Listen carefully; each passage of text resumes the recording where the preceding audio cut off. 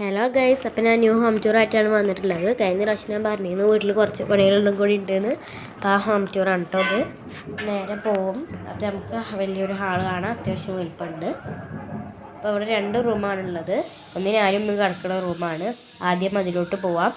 പിന്നെ ഇവിടെ wash base ഉണ്ട് കേട്ടോ. ഇനി നമുക്ക് റൂമിലോട്ട് പോവാം. ഇതാണ് റൂം, ഇങ്ങനെ വരും. പിന്നെ അൽമറ വർക്ക് കഴിഞ്ഞിട്ടുണ്ട്. ഇതാണ് അൽമറ വർക്ക് ലുക്ക്. രസമുണ്ടല്ലോ അല്ലേ? കമൻറ്റ് ചെയ്യലേക്ക് സബ്സ്ക്രൈബ് ചെയ്യാൻ മറക്കല്ല കേട്ടോ. ഇതാണ് റൂം. പിന്നെ നെക്സ്റ്റ് റൂമിലോട്ട് പോവാം.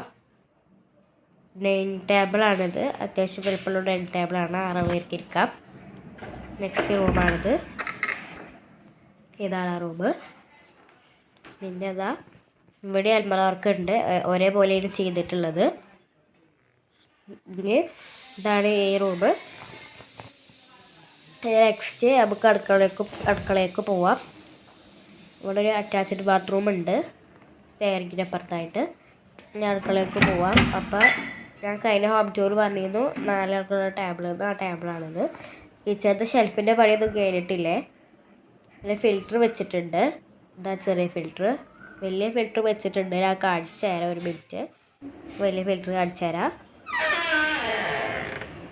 ഇതാ വലിയ ഫിൽറ്റർ. ഇതാണ് വലിയ ഫിൽറ്റർ. ഞാൻ ഒരു കാര്യം പറയാൻ മറന്നു. എൻ്റെ റൂമിൽ AC വെച്ചിട്ടുണ്ട്. അപ്പോൾ എല്ലാവർക്കും ബൈ.